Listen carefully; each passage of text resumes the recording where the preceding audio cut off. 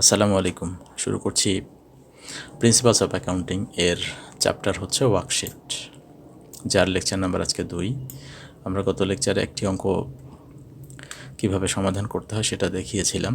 সেই ধারাবাহিকতা আজকে লেকচার নাম্বার 2। লেকচার নাম্বার 2 আমাদের অঙ্ক নাম্বারও 2। তো ওয়ার্কশিট ভালোভাবে বোঝার জন্য আমাদের শুরুতে অঙ্কটা রিডিং পড়ে নেওয়া দরকার, এরপরে সমাধান। তো আমরা শুরুতে অঙ্কটা রিডিং পড়ে নিচ্ছি। Suman roofing has the following trial balance of December 31, 2021। Suman রুফিংয়ের নিম্নোক্ত ট্রায়াল ব্যালেন্সটি রয়েছে 2021 সালে 31 ডিসেম্বর তারিখে। তো ওই ডেটের একটা ট্রায়াল ব্যালেন্স আপনার সামনে দেওয়া আছে। প্রথমে দেখেন ক্যাশ ব্যালেন্স বলা আছে 2500 টাকা, এরপর অ্যাকাউন্টস রিসিভেবল বলা আছে 1500 টাকা, এরপর সাপ্লাইজ বলা আছে আপনার 1100 টাকা। আপনি ভালো করে পড়ে নেবেন কী কী তথ্যগুলো দেয়া আছে, তারপর আপনি অ্যাডজাস্টিংগুলো যাবে তা করেই সরাসরি কার্যপত্রে চলে যাবেন। এরপর ইকুইপমেন্ট রয়েছে আপনার 6000 টাকা।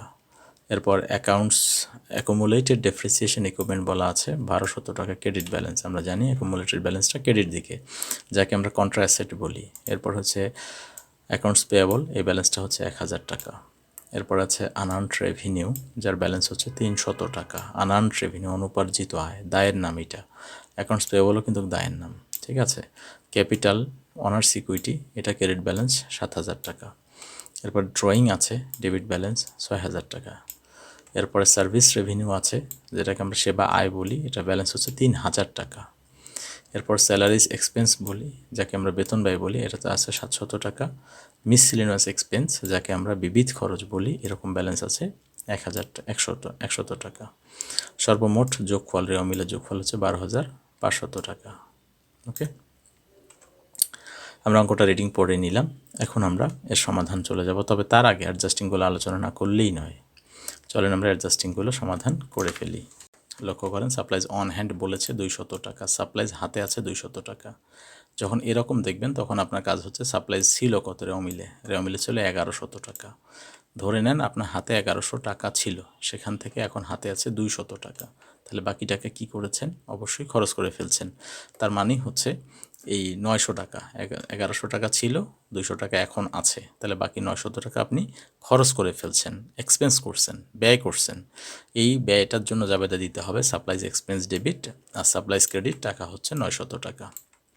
আশা করি ক্লিয়ার। 900 কীভাবে? ওই 1100 টাকা থেকে 200 টাকা বিয়োগ করে 900 টাকা। এরপর 2 নম্বর বলছে ডেপ্রিসিয়েশন ইস টাকা 200।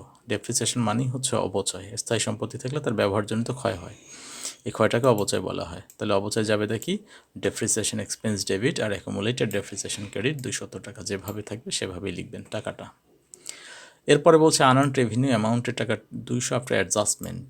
এর মানেই হচ্ছে অ্যাডজাস্টমেন্ট মানে সব কিছুর পরে, অ্যাডজাস্টমেন্ট পরে মানে সমন্বয়ের পরে আনআর্নড রেভিনিউ ব্যালেন্স 200 টাকা থাকতে হবে, 200 টাকা থাকতে হবে। অনুপার্জিত এর ব্যালেন্সটা 200 টাকা সমন্বয়ের পরে থাকতে হবে। তাহলে আপনি লক্ষ্য করেন এখানে আনআর্নড রেভিনিউ ছিল 300 টাকা, আনআর্নড রেভিনিউ ব্যালেন্স ছিল 300 টাকা, আর সব কিছু সমন্বয়ের পরেও ব্যালেন্স থাকতে হবে 200 টাকা। তাহলে আনআর্নড রেভিনিউ অর্জিত হবে 100 টাকা, যাকে আমরা বলি unearned revenue to service revenue. টাকা হচ্ছে 100, অর্থাৎ দায় ছিল 300 টাকা আর দায় রাখতে হবে 200, অর্থাৎ আনআর্নড ছিল 300 অনুপার্জিত রয়ে যাবে 200 বা রয়ে যাচ্ছে 200 টাকা, তাহলে উপার্জিত হচ্ছে 100 টাকা। এই জন্য আপনি উপার্জিত অংশ জাবেদা দিবেন unearned revenue debit, service revenue credit. এরপরে লক্ষ্য করেন স্যালারি এক্সপেন্স আছে। স্যালারি এক্সপেন্স কত টাকা লক্ষ্য করেন তো? 700 টাকা আছে। এখানে বলছে অ্যাক্রিউড স্যালারি কত? 400। তার মানে স্যালারি বকে আছে। এ জার্নাল হচ্ছে স্যালারি এক্সপেন্স ডেবিট আর স্যালারিজ পেয়েবল ক্রেডিট টাকা হচ্ছে 400। ঠিক আছে, এই হলো অ্যাডজাস্টিং। এবার এই অ্যাডজাস্টিং দেখে আপনার ওয়ার্কশিট তুলবেন, ওয়ার্কশিট সমাধান করবেন। তো অ্যাডজাস্টিংয়ের আমরা গত লেকচারে ডিটেলস দেখিয়েছি। যারা অ্যাডজাস্টিংয়ের লেকচার দেখেননি এবং কার্যপত্রের প্রথম লেকচার দেখেননি তারা অফকোর্স ওই লেকচারগুলো আগে দেখে নেবেন, এরপর আপনি এখানে আসলে বুঝতে সহজ হবে। এখন আমরা যে অ্যাডজাস্টিং আমাদের সামনে যে ট্রায়াল ব্যালেন্সটা আছে, এই যোগফল সহ অপরিবর্তিতভাবে আমরা কার্যপত্রে স্থানান্তর করব। আমরা জানি কার্যপত্র হয় 10 কলামের। লক্ষ্য করেন আমাদের কাছে চাইছেও 10 কলামের ওয়ার্কশিট, ঠিক আছে, আমরা কার্যপত্র তৈরি করব 10 কলামে। তবে কার্যপত্র করতে ট্রায়াল ব্যালেন্স এবং অ্যাডজাস্টিংয়ের সহযোগিতাগুলো নিতে হবে, তারপরে আপনি কার্যপত্র তৈরি করতে পারবেন। ট্রায়াল ব্যালেন্সটা যেভাবে আছে আপনার এইভাবে অপরিবর্তিতভাবে আপনি অ্যাডজাস্টিং ওয়ার্কশিটের ছকে উঠিয়ে নেবেন। চলেন দেখি। তো আমরা চলে আসছি আমাদের সেই কাঙ্ক্ষিত কার্যপত্রে। আমরা ট্রায়াল ব্যালেন্সটা অপরিবর্তিত যেভাবে ছিল সেইভাবে এখানে তুলে নিচ্ছি। যেভাবে ছিল ওখানে যেভাবে থাকবে আপনি সিমিলার, কারণ আপনার ওয়ার্কশিটটা হবে 10 কলাম বিশিষ্ট। ওয়ার্কশিট কয় কলাম? অবশ্যই 10 কলাম। ওয়ার্কশিটটা হবে 10 কলাম বিশিষ্ট। লক্ষ্য করেন, ট্রায়াল ব্যালেন্সে 2টা কলাম আছে, অ্যাডজাস্টিংয়ে 2টা কলাম, অ্যাডজাস্টের ট্রায়াল ব্যালেন্সে 2টা কলাম, ইনকাম স্টেটমেন্টের 2টা কলাম, ব্যালেন্স শিটেও 2টা কলাম, এইভাবে 10টা। তাহলে প্রশ্ন আসতে পারে এটাও কলাম, তবে এটা গণনায় ধরা হয় না বিধায় বলা হয় 10টা কলাম। ঠিক আছে, প্রথমে আপনার কাজ হচ্ছে ট্রায়াল ব্যালেন্সটা অপরিবর্তিতভাবে তুলে আনা।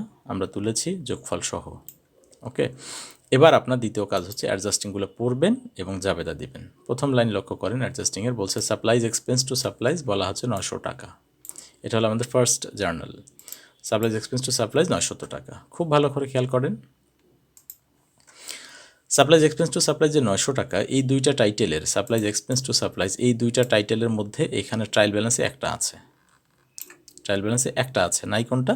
সাপ্লাইজ এক্সপেন্স টাইটেলটা নাই, এটা আপনি নিচে লিখবেন। সাপ্লাইজ এক্সপেন্স টাইটেলটা আপনি নিচে লিখলেন। এখন দুইটা টাইটেল কিন্তু আপনার জন্য হয়ে গেছে, সাপ্লাইজ একটা, সাপ্লাইজ এক্সপেন্স একটা। জাবেদা আছে সাপ্লাইজ এক্সপেন্স ডেবিট হবে 900 টাকা। ওকে, তাহলে ডেবিট মানে কোন কলাম? এই অ্যাডজাস্টিংয়ের ডেবিট কলামে আপনি টাকা স্থাপন করবেন, ডেবিট এবং ক্রেডিট কলামে। ঠিক আছে, তো সাপ্লাইজ এক্সপেন্স ডেবিট কলামে আপনার লিখতে হবে 900 টাকা, লিখলেন। এবং সাপ্লাইজের সোজা ক্রেডিট কলামে আপনাকে লিখতে হচ্ছে 900 টাকা, সেটাও লিখলেন।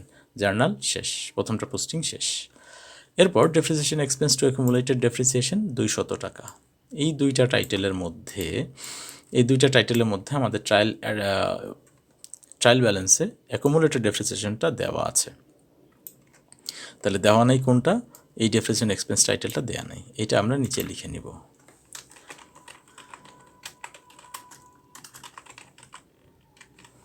ডেপ্রিসিয়েশন এক্সপেন্স আমরা লিখে নিলাম। ঠিক আছে, তাহলে ডেপ্রিসিয়েশন এক্সপেন্স টাকা হচ্ছে 200, আমরা ডেবিট দিকে 200 টাকা বসিয়ে দিলাম। আর অ্যাকুমুলেটেড ডেপ্রিসিয়েশন ক্রেডিট, এর ক্রেডিট দিকে 200 টাকা আমরা বসিয়ে দিলাম। তার মানে দ্বিতীয় অ্যাডজাস্টিংয়ের পোস্টিং শেষ। আমরা অবশ্যই অ্যাডজাস্টিংয়ের টাকাগুলো অ্যাডজাস্টিং কলামে বসিয়ে দিব। এরপর আছে আনআর্নড রেভিনিউ ডেবিট 100 টাকা। এরপর আছে সার্ভিস রেভিনিউ ক্রেডিট 100 টাকা। ঠিক আছে, আনআর্নড রেভিনিউ ডেবিট মানে আনআর্নড রেভিনিউর ঘরটা কিন্তু এখানে দেওয়াই আছে। একইভাবে সার্ভিস দিয়ে দুইটা টাইটেলের মধ্যে দুইটাই এখানে দেওয়া আছে। তার মানে এই যে নিচের অংশে আপনার কিছুই লিখতে হবে না। তো আনআর্নড রেভিনিউ ডেবিট 100 টাকা, আপনি ডেবিট দিকে লিখে ফেললেন 100 টাকা অ্যাডজাস্টমেন্টের ডেবিট কলামে। ঠিক আছে, আর সার্ভিস রেভিনিউ ক্রেডিট বলেছে 100 টাকা, তাহলে সার্ভিস রেভিনিউ যে আমাদের সারিটা আছে রেখে ক্রেডিট কলামে, অ্যাডজাস্টমেন্টের ক্রেডিট কলামে 100 টাকা বসিয়ে দিতে হবে। এই দেওয়ার সাথে সাথে আপনার এটা কাজ শেষ হয়ে গেল। এরপরে কাজ আছে স্যালারি এক্সপেন্স, স্যালারিজ পেয়েবল, টাকা হচ্ছে 400। তো স্যালারি এক্সপেন্স কত আছে লক্ষ্য করেন, এখানে স্যালারি এক্সপেন্স বলছে 700 টাকা। আপনি স্যালারি এক্সপেন্স এখানেও ডেবিট আছে 400 টাকা, তার মানে ডেবিট দিকে আপনার 400 টাকা বসাতে হবে। তো স্যালারি এক্সপেন্স তো বসালেন, স্যালারি পেয়েবলের কোনো এই টাইটেলটা কিন্তু এই ট্রায়াল ব্যালেন্সের মধ্যে নাই। তাহলে আপনাকে কী করতে হবে, এই যে নিচে একটা সারি রাখা আছে, যখন ঘর টানবেন একটু পরিকল্পনা করে টানতে হবে। SALA স্যালারি পেয়েবল, এটা হচ্ছে ক্রেডিট ব্যালেন্স 400 টাকা। স্যালারি পেয়েবল ক্রেডিট কলামে আছে 400, তাই আপনাকে স্যালারি পেয়েবল শিরোনামে ক্রেডিট দিকেই 400 টাকা বসাতে হবে। কোনটার ক্রেডিট দিকে? অফকোর্স অ্যাডজাস্টমেন্টের ক্রেডিট কলামে। ঠিক আছে, এই সাথে শেষ হয়ে গেল আপনার অ্যাডজাস্টিংয়ের পোস্টিং আপনার সামনে শেষ হয়ে গেল।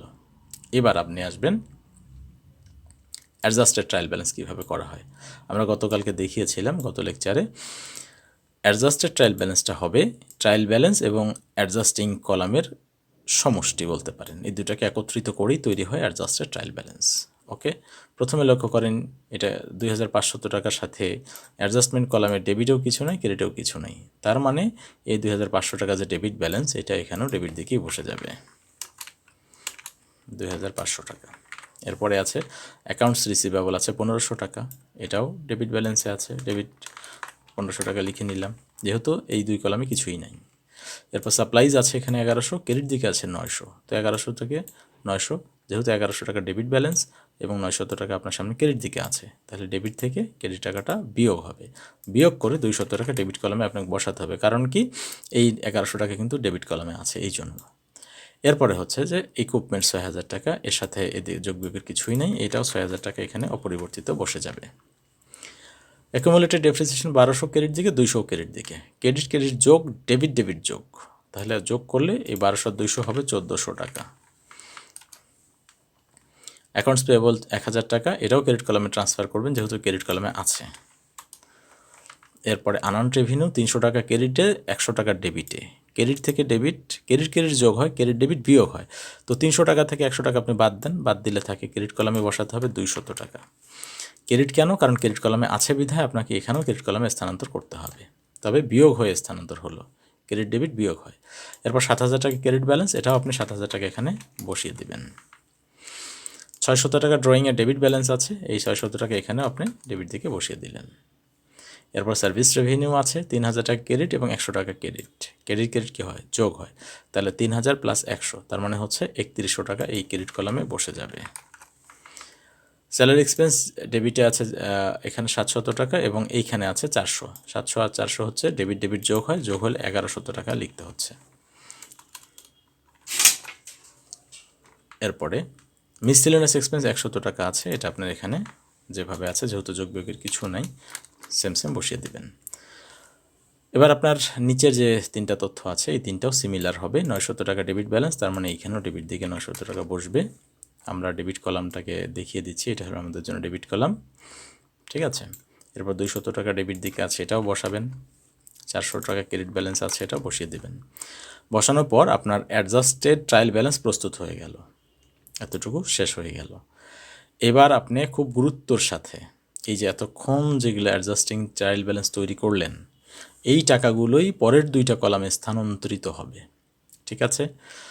তবে আপনি টাইটেল দেখবেন এই ঘর থেকে, আর টাকা ট্রান্সফার করবেন অ্যাডজাস্টেড ট্রায়াল ব্যালেন্স থেকে, ভুল করা যাবে না। এখন আপনি আসেন এই ইনকাম স্টেটমেন্ট ডেবিটে কি বসান, এটা হচ্ছে এক্সপেন্স কলাম, ক্রেডিট দিকে আমরা জানি ইনকাম কলাম হয়, ডেবিট ব্যালেন্স শিটের ডেবিট দিকে আমরা অ্যাসেটগুলো সমস্ত অ্যাসেট বসাবো এবং ব্যালেন্স শিটের ক্রেডিট দিকে সমস্ত লায়াবিলিটিসগুলো বসাবো। পরীক্ষার রুমে এগুলো বসানোর দরকার নাই, আপনি শুধু বোঝার জন্য আমি বলছি। তো ইনকাম স্টেটমেন্টে ক্রেডিট দিকে আমরা কী বসাবো? ইনকামগুলো বসাবো, আয়কে আমরা রেভিনিউ বলি, ঠিক আছে। এখন আমরা শুরু করলাম। প্রথমে ক্যাশের টাকা, এই যে ক্যাশ এখান থেকে দেখবেন, আর টাকা হচ্ছে 2500, তাহলে ক্যাশের ব্যালেন্স 2500 টাকা ডেবিট। ক্যাশ মানে কি? অ্যাসেট, সম্পদ, তাহলে সম্পদের টাকা ব্যালেন্স শিটের ডেবিটে চলে যাবে। ক্যাশ আছে 2500 টাকা, বসিয়ে দিলেন। অ্যাকাউন্টস রিসিভেবল আছে 1500 টাকা, তাহলে এটাও সম্পদ, সম্পদ কলামে ব্যালেন্স শিটের ডেবিট দিকে বসিয়ে দিলেন। এরপর সাপ্লাইজ আছে, এখানে সাপ্লাইজ আর এখানে টাকা আছে অনলি 200, তাহলে সাপ্লাইজ সম্পদ 200 টাকা, 200 টাকা সম্পদে চলে গেল। ইকুইপমেন্ট 6000 টাকা আছে, তাহলে ইকুইপমেন্ট 6000 টাকা ব্যালেন্স শিটে অ্যাসেট হিসেবে বসে যাবে।